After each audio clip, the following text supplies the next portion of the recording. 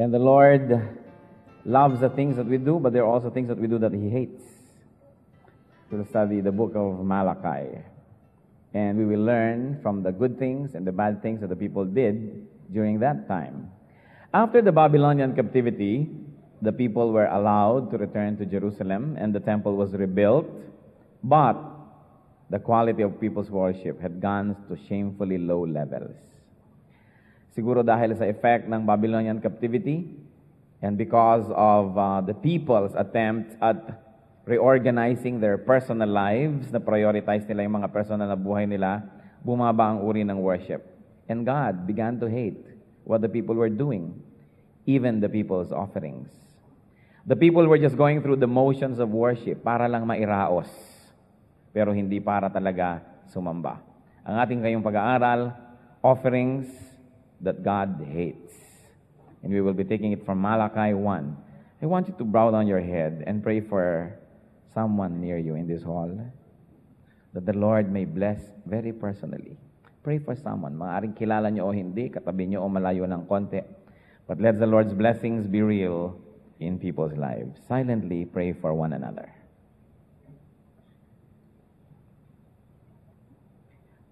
Heavenly Father, we pray for each other, that your blessings may be personal, may be real, that you may teach us.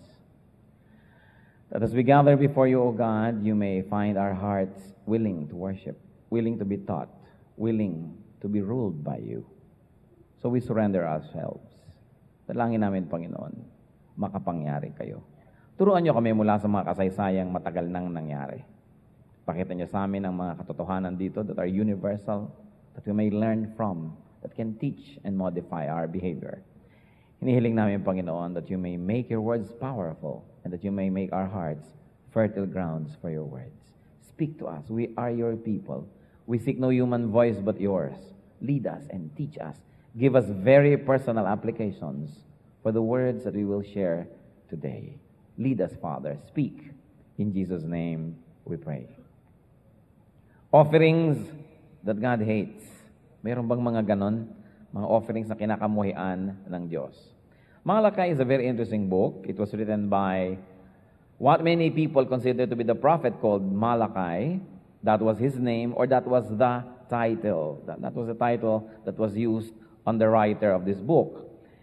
After Malachi, God would be silent for many hundreds of years until the silence is broken by John the Baptist. For a long time, for hundreds of years, there would be no revelation, no teaching. So the Lord closes the New Testament with a book where we see a lot of His anger for the people.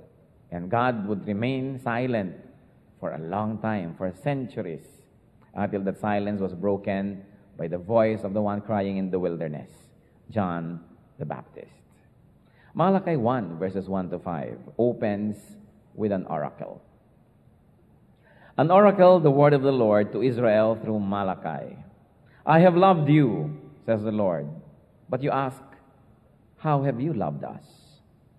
Was not Esau Jacob's brother, the Lord say?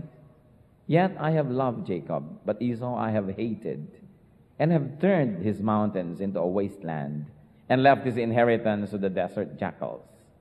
Edom may say, though we may have been crushed, we will rebuild the ruins. But this is what the Lord Almighty says. They may build, but I will demolish. They will be called the wicked land, a people always under the wrath of the Lord. You will see it with your own eyes and say, great is the Lord, even beyond the borders of Israel. What a terrible way to begin a book, an oracle or prophecy. That God would see and would show two aspects of His dealings with men. One is of love, and the other one is of hatred. That first, God would establish something very important in bringing home the theme of the book, and that is God's love for His people. There was this very important theme of God's love for His people, that God has loved Israel. He has favored Jacob, Israel's ancestor. Sinasabi niya, hindi ba minahal ko si Jacob, hindi ba mahal ko kayo? Tapos yung mga tao naman, na mga manhid, magtatanong pa, paano nyo naman kami minahal? Parang kulang pa yung pagmamahal ng Diyos sa kanila. And God would say something about Esau, He says God rejected Esau. God turned Esau's country, Edom, into a desert. That Esau's descendants may defy God's dealings by rebuilding their cities. Sabi na, hindi bale, sirain niya, gagawin uli namin, sirain ng Diyos, gagawin uli namin. Bakit? Hindi ba kami marunong gumawa? They were defying God, but God said that God would tear down whatever the Edomites would build. God would be angry as long as the Edomites were sinful. That's what the Bible says. That God was angry with this line, with this bloodline, because their ancestor and everyone was sinful. And as long as they were sinful and not repentant, God would remain angry.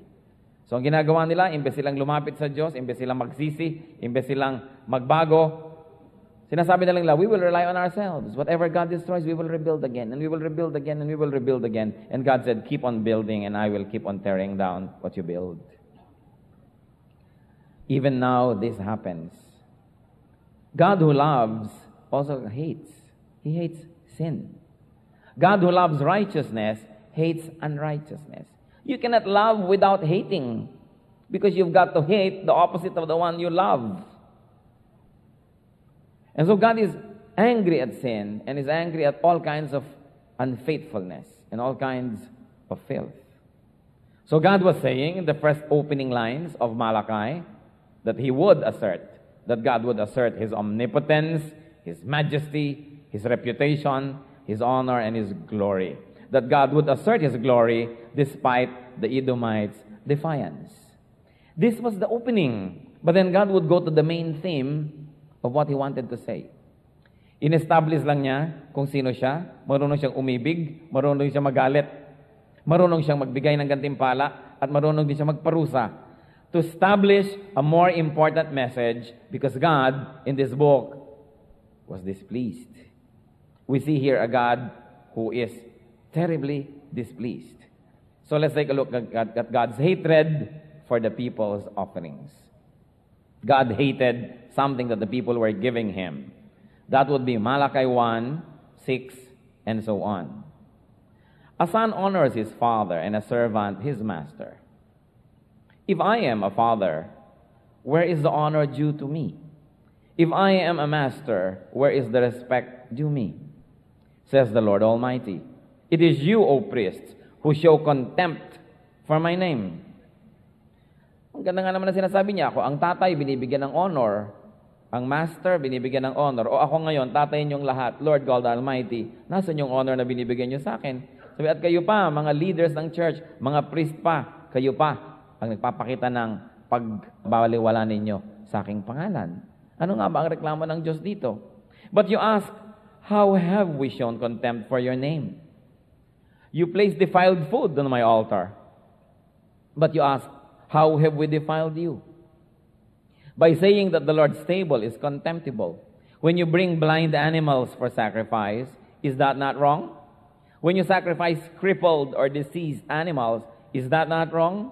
Try offering them to your governor. Would he be pleased with you? Would he accept you? Says the Lord Almighty. Now implore God to be gracious to us. With such offerings from your hands, will he accept you? Says the Lord Almighty. Oh, that the one of you would shut the temple doors, so that you would not light useless fires on my altar. I am not pleased with you, says the Lord Almighty, and I will accept no offering from your hands.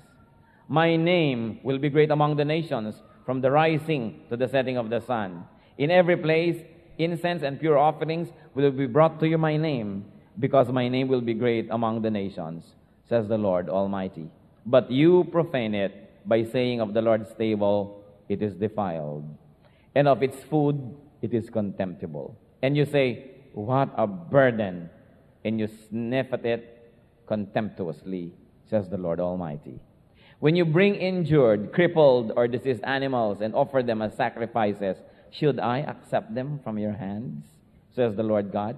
Cursed is the cheat who has an acceptable male in his flock and vows to give it, but then sacrifices a blemished animal to the Lord. For I am a great king, says the Lord Almighty, and my name is to be feared among the nations. May the Lord bless us through this very interesting reading. That the Lord shows His anger and His displeasure And what was that about? God was angry about the people's offerings. Dinadala ng mga tao na offering sa temple yung mga hayop na bulag, mga lumpo, mga may sakit, at meron pang nakaw. Sabi, mag-offering na tayo, nakawin na yung hayop na yan. At yun ang dadalin sa offering. Samantalang ang linaw-linaw ng inutos ng Diyos sa Leviticus 22, verses 18 up to 23, "Speak to Aaron and his sons and to all the Israelites and say to them, if any of you, either an Israelite or an alien living in Israel, presents a gift for a burnt offering to the Lord, either to fulfill a vow or as a freewill offering, you must present a male without defect from the cattle, sheep, or goats, in order that it may be accepted on your behalf. Do not bring anything with a defect, because it will not be accepted on your behalf. When anyone brings from the herd or flock a fellowship offering to the Lord to fulfill a special vow or a freewill offering, it must be without defect or blemish to be acceptable. Do not offer to the Lord the blind, the injured, or the maimed, or anything with warts or festering or running sores. Do not place any of this on the altar as an offering made to the Lord by fire. You may, however, present as a freewill offering an ox or a sheep that is deformed or stunted, but it will not be accepted in fulfillment of a vow." In other words, napakalinaw ng inuutos ng Diyos. Kung kayo'y may ipinanata, meron kayong isinumpa, may ipinangako kayo, meron kayong mga dadalhin, kailangan walang defect. Ang mga tao, anong ginagawa nila, dinadala nila? Nagdadala na sila ng mga bulag, yung mga hayop na ang dami-daming sugat, may mga galis. Pagkatapos, pag nandun na sa altar nila, sabi, kadiri naman yung mga nandyan. Sila ang nagsasabi, they were saying, this food is defiled, walang kwenta, pero sila mismo ang may dala. Sabi ni Lord, hindi nyo ba ako nai-insulto niyan? Ako na King of heaven and earth, who gives you everything, tapos ang ibibigay nyo, ganyan lang. Mga tira-tira, minemenos, tinitipid nyo ang inyong mga offering, yung mga mabebenta ng mahal, ipinemaintain ninyo, o yung kayo ang kakain, tapos yung ipinapadala nyo sa temple, mga ganito, may mga kutakot-takot ng mga kulugo, at mga deformities. Tapos kayo mismo ang mandidiri sa sarili nyong dalang offering, at pipintasan nyo ang mga offering dito sa aking table. So let's take a look at the offerings. The offerings insulted and embarrassed God. Nasaan na yung glory ko? Sabi, this is embarrassing. Para bang ang laki-laki mo ng tao, tapos may magbibigay sa'yo ng piso. Piso? Bakit naman itong binibigay mo sa akin? Anong mabibili nito? Tao lang tayo, tumatanggap sa kapwa-tao. Kung minsan, nai-insulto ka, binigay lang sa'yo. Debo mo pa naman. Beam po na may sulat in check na good morning.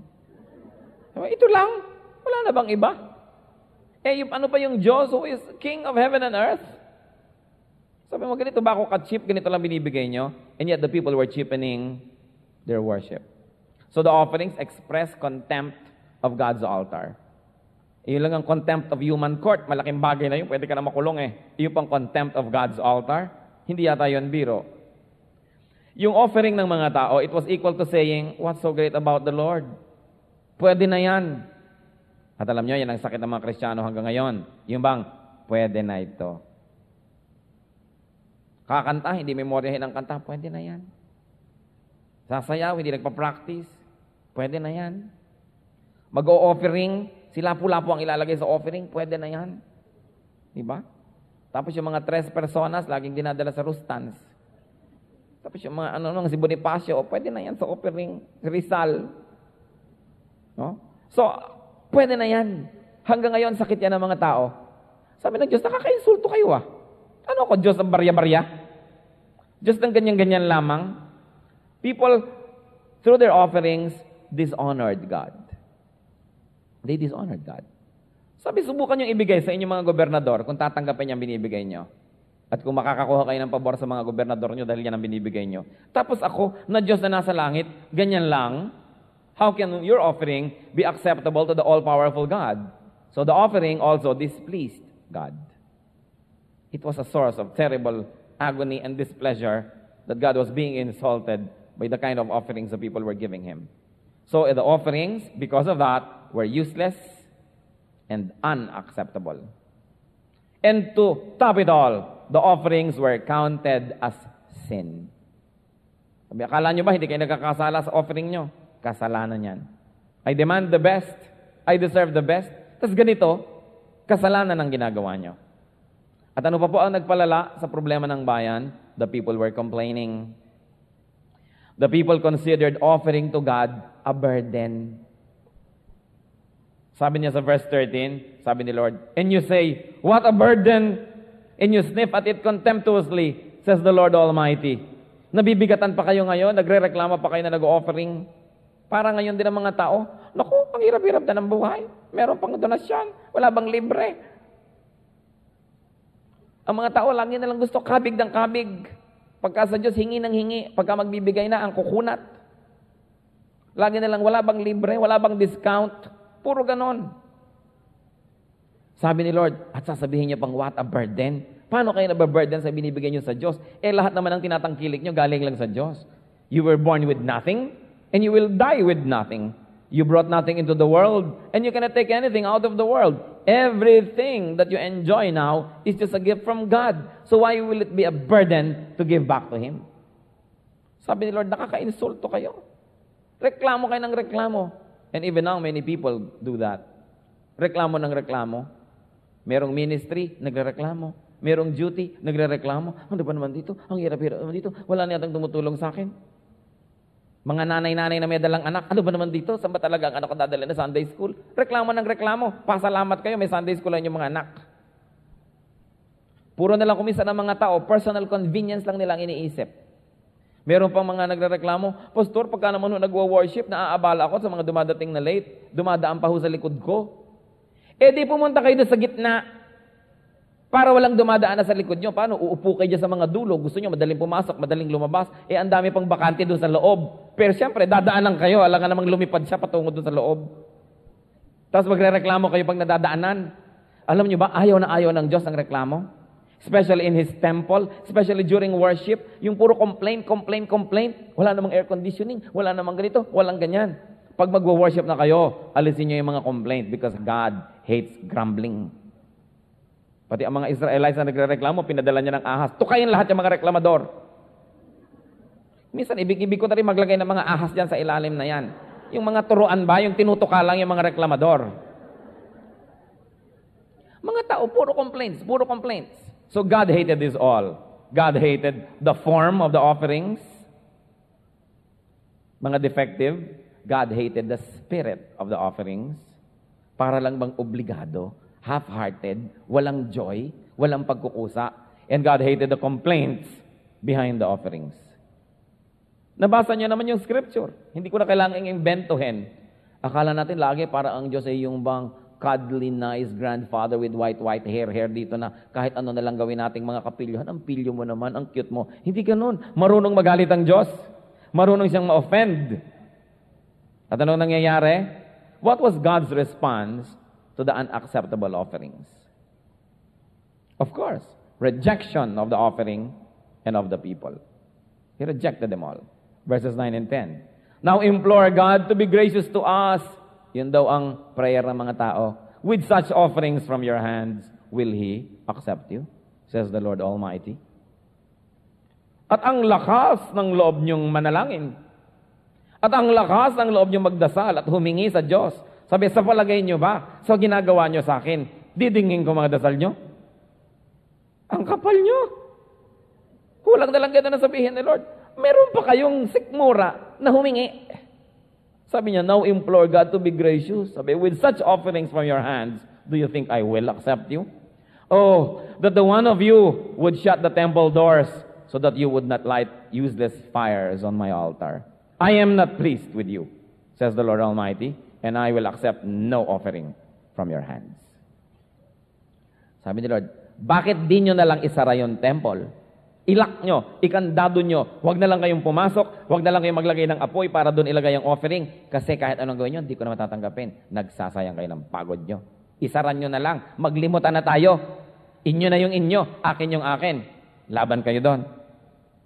Pag sinabi ni Lord yun, o sige, inyo na yung inyo, akin na lang yung akin. Gusto nyo? Sabi niyo, Lord, hindi ba bakas tayo?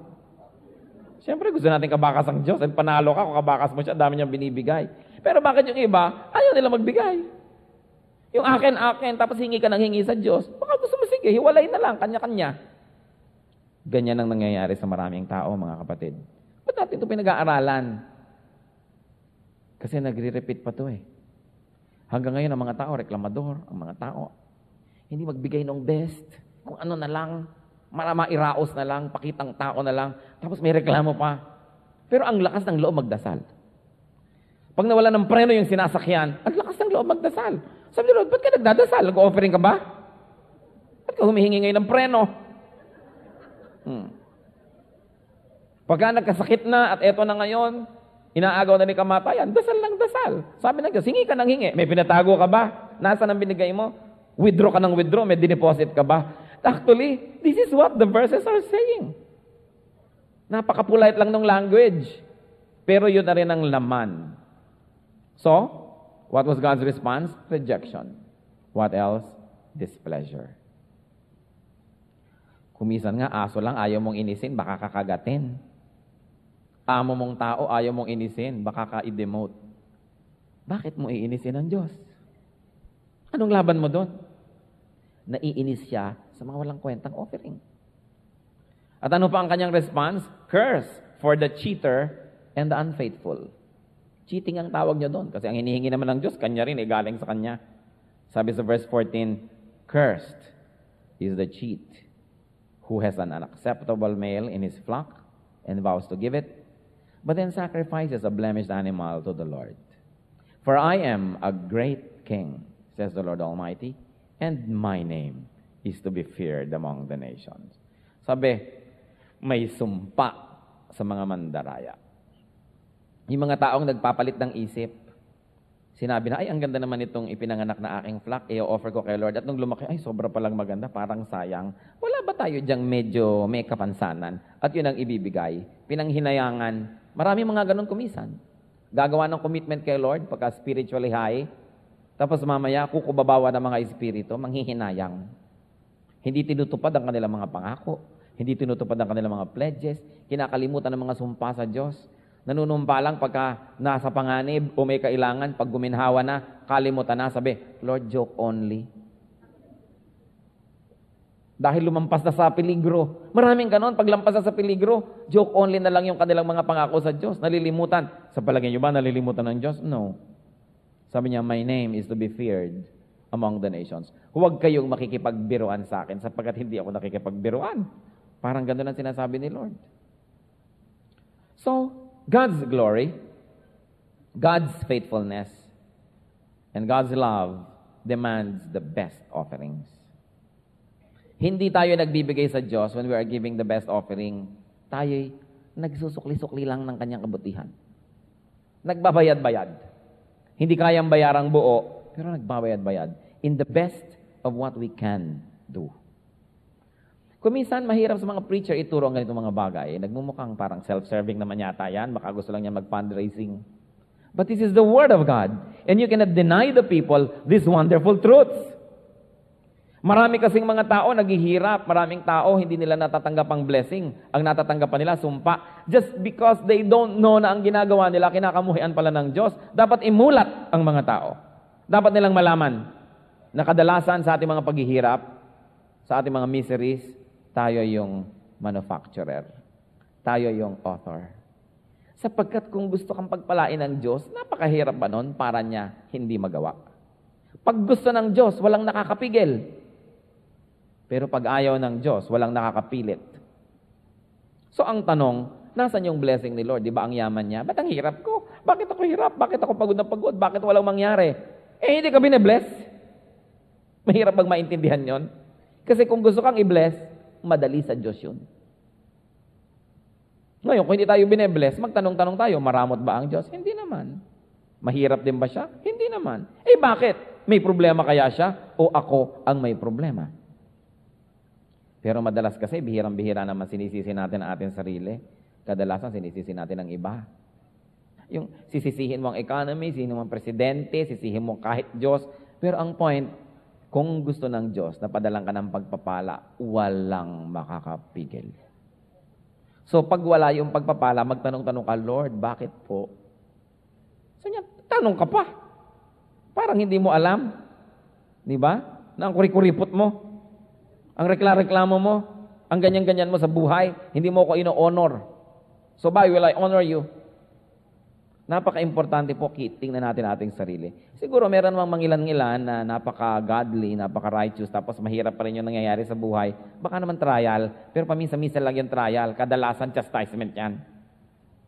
Pero meron din na matutuwid naman pero nahihirapan kasi dumadaan sila sa panahon ng trial. Pero konti yon. Kadalasan bunga ng ating mga kamalian ang nangyayari sa ating buhay. God is particular. God is interested with what people offer to Him. Not because He needs the offering by itself, but because the offering honors Him or dishonors Him. Matapos mo naman ibigay sa Diyos, dinidistribute din niya, pinapamigay din niya sa iba. Hindi naman para sa Kanya yun eh. Katulad mga offering hinihingi niya para sa temple, para yung temple ma-maintain, para ma-support yung mga teachers, yung mga workers doon, yung mga priests. Hindi naman para sa Kanya eh. Para rin doon sa temple. At yung temple naman, kung well-supported, well-funded, cared for, the temple can also care for the people in return. Ganun din, babalik din sa tao. In other words, ibinibigay mo lang doon para rin bumalik sa'yo. So kung gusto mong tipirin yung sarili mo, tipirin mo yung binibigay mo, din yun din babalik din sa'yo. Sapagkat sa Diyos naman, kung ano yung binibigay mo, yun na bumabalik sa'yo eh. Kailan pa kaya maiintindihan ng marami yan, how to break out of the poverty cycle is to be generous. Hindi yung mag-isam niya, dapat uwaes ka, dapat isahan mo yung iba, dapat matalino ka, dapat lansihin mo sila, 1, 2, 3 mo, kasi hirap ka na, kailangan makakuha ka. Kailan naman lumuwag sa buhay yung mga ganyan? Yung mga lagi na lang nang dandaya, lagi na lang nang uumit, laging nangungupit, lalong gumagawa ng masama. Kailan pa sila lumuwag? Hindi na. Paulit-ulit din naman ang kahirapan. When will people realize that the key in receiving is first in giving? And it is the duty of every spiritual leader or person or teacher to preach it because this is the key to people's well-being. That they must be taught to give and to give well. Hindi para sila hut-hutan o kuhanan, kundi pag meron kang inaalis sa'yo, pinapalitan ng Diyos ng mas maganda agad. So paano mapapalitan kung ayaw mong tanggalin sa kamay mo? It is important. God knows how to be angry. God knows how to withhold blessings. Nakita niyo yung opening, sabi niya, sige, gumawa kayo, lahat ng ginagawa niyo, sisirain ko rin. Sige, magmatigas kayo, umasa kayo sa sarili niyo. Gawin niyo ng gawin, sisirain ko ng sisirain. Hindi magtatagal. Kuminsan sa mga buhay natin, parang nararanasan mo yan. Bakit lahat na lang ng ginagawa namin nagigiba? Bakit hindi na lang magtagumpay, hindi na matuloy? Baka may problema. Dapat mag-isip. Baka hindi natutuwa ang Diyos. Baka naiinsulto siya. Baka naman yung dinadala nating offering, pampaluwag lang ng ating stock. Kasi masikip na, o i-offer yan. Ikaw din ang beneficiary in the end. Kunwari ka pa nagbibigay, pero ikaw din yung nagkaroon ng benefit by trying to give. Believers today also make offerings to God. Iba't iba. May material offering, merong hindi material. You offer your time, you offer your talent, you offer your services. And also we make material offerings. We give our tithes, we give our offerings. Ang tanong, are you honoring God? Na-honor ba siya? Are we giving our best? Magsa-Sunday school teacher ka halimbawa, naghahanda ka ba? Nagre-research, gumagawa ng mga visual aid, talagang ipinagpe-pray mo yung mga estudyante para best. O para na lang, basta na lang. Tuwing tatawagin ka pa ng principal for meeting na naman, ano ba yan? Meeting ng meeting. Yung nagre-reklamo. Sa bagay, marami naman talagang meeting na karekla-reklamo kasi hindi organized. 15-minute meeting lang, nagiging 2 hours kasi hindi organized yung nagli-lead. Di pagka ganun, sabihin nyo, pag nag-meeting naman tayo, let's stick to the topic. Mamaya, recipe na ng maruya ang pinag-uusapan. Hindi yata yan ang ating agenda dapat. Kasi kukunting tao ang marunong magpa-meeting. Pero pagka ipinapatawag ka o mag-member ka ng choir, may practice, ba't ka nagre-reklamo? Nagme-member ka ng choir. O Dr. Kate, meron kayong o-operahan, ba't ba kayo nag-aapura? Alam nyo ba na ang kompletong worship yung pati yung closing prayer and benediction, yung closing song, blessing yun to the people and to honor God. Bakit bigla nyo pinuputol at mawawala na kayo? For convenience. Dahil ayaw nyong masiksik paglabasan. Pasalamat na kayo sa siksikan dyan at wala kayo sa siksikan sa impyerno. Mas mahiskip doon. Ano ba naman yung mga konting mga ganyan? Hindi ba? Kailangan naman nagko-cooperate tayo kasi ang mga tao, kung kanya-kanya na lang yung kagustuhan, personal convenience yun na lang lagi ang uunahin nyo, ano na mangyayari sa church?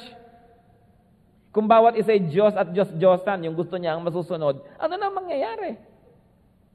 Kaya natin laging sinasabi, kung ayaw nyo pong maabala, doon kayo maupo agad sa kalagitnaan. Kaya dumating siya sa kaliwa at sa kanan, di kayo madadaanan dahil nasa gitna kayo. Para bang yung mga sa jeepney, sasakay, gusto yun doon sa babaan siya nakalagay, tapos lahat ng dadaan matapakan siya, galit na galit. Eh di lumagay-lagay kayo doon sa loob. Eh hindi, gusto pagbaba niya, madali na. Yung convenience. Everything has a price. If you want to be convenient, it has a price too. But the important thing is that when you worship God, you let go of your selfish agenda. At talagang i-worship natin siya. Italaga nyo yung sarili nyo. Mag-worship ako. I will permit nobody to steal my joy from me. I will permit no one to tempt me to be angry. I will permit no one to take away my fellowship with God. Ipinaglalaban yan kasi laging inaagaw yan ng mga forces of darkness. Hindi nyo laging isinusurrender kahit kanino na lang. Chip naman natin nung kahit sino na lang ginalit kayo, nagalit na nga kayo. Sino lang dumaan, na inis na nga kayo. Para tayong walang sariling orbit. Kung saan may magnet, doon tayo didikit. Wala tayong sariling ruta ng buhay. It is important. So, believers today, we still make offerings. God is the same yesterday, today, and tomorrow. Make sure that God is not offended with your offerings. Do not present offerings with defects. Kakanta kayo, gandahan nyo. Sasayaw kayo, gandahan nyo. Mag-o-offer kayo, gandahan nyo. Magbibigay kayo sa church ng gamit, huwag naman yung Olivetti Makinilya, natungtungan na lang ngayon sa baha. Pinapaluwag nyo lang yata yung bodega nyo, kaya kayo nagbibigay kumisa na no? I mean, ano ba talaga yan? Hindi nyo naman pwede paglihiman ng Diyos. Nagbibigay ba kayo para makatulong o para lumuwag ang buhay nyo? Sa bagay, pwede na rin yung mga Olivetti pag may baha. Pero nyo sabihin, eto ho, para makapag-type kayo, para naman ako nag-bodybuilding nito nung binuhat ko itong makinilya na to. You know what I mean?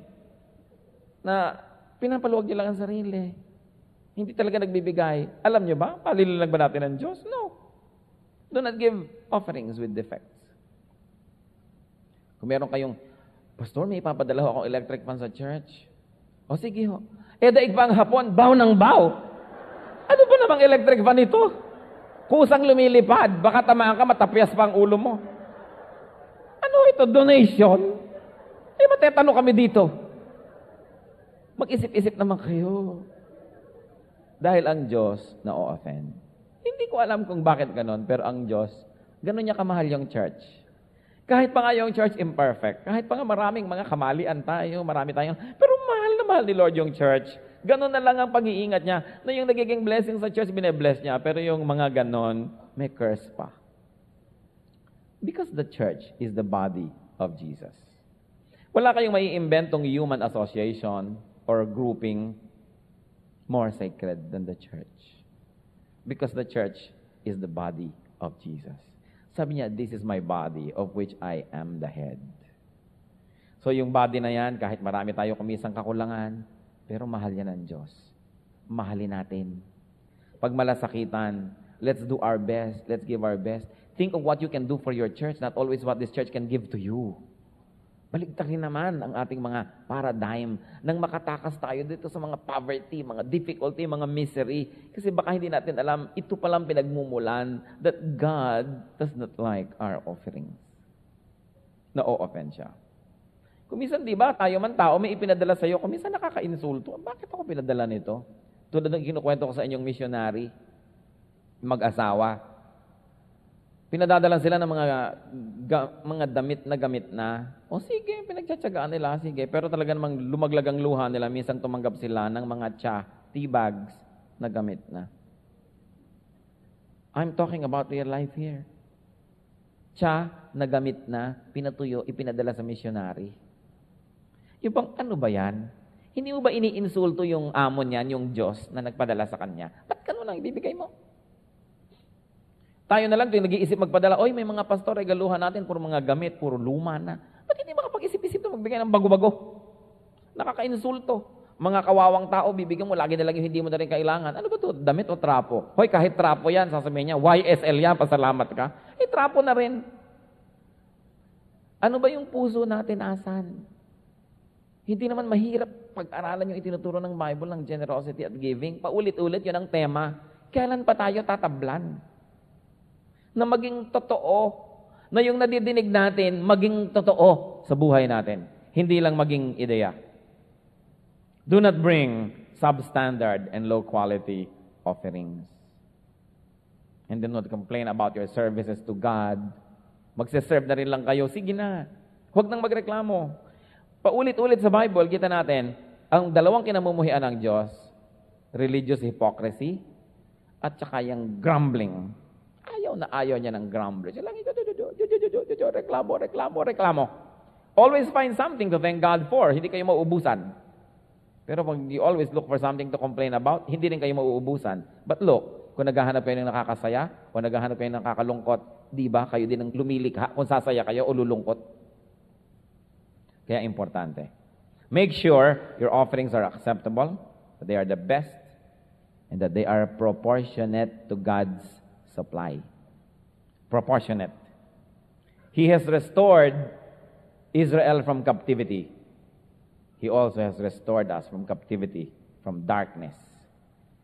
God has been so good. Give offerings that God loves. Ano ba yon? Talent, time, treasure. God is looking for offerings. Because the offerings tell Him that we submit to Him, that we honor Him. Let's bow before the Lord and review the way we deal with Him. Paano ba tayo mag-offer sa Panginoon? Go-offer nga ba tayo o hindi? Are we faithful? Are we giving our best? Yung mga best people in their fields, technicians, teachers, specialists, ang sanlibutan lang ba ang nakikinabang sa binigay sa inyo ng Lord na kakayahan, karunungan, edukasyon? Sinusurrender nyo ba yan sa church? Nagsasabi ba kayong ako, meron akong alam sa ganitong area, I surrender my talent and I volunteer my services. Yung mga ibigay sa inyo ni Lord ng mga kakayahan, karunungan, kapangyarihan, ginagamit nyo ba yan to glorify God o pang inyo lang? God who made heaven and earth is expecting offerings. And He likes only the best. Let's be silent before the Lord and let Him be our judge. Kung ano tayo, sino tayo. At nawa, kung merong mga hindi nakakalugod sa Diyos, let the Holy Spirit speak to us now. Mahirap yung galit sa atin ng Diyos. Mahirap yung hindi siya natutuwa sa atin. Hanapin natin ang kanyang kaluguran, ang kanyang kaluwalhatian. We have to change our lifestyle, change our ways. Let's do it. Do not give Him offerings that He hates. Silently seek the Lord's counsel.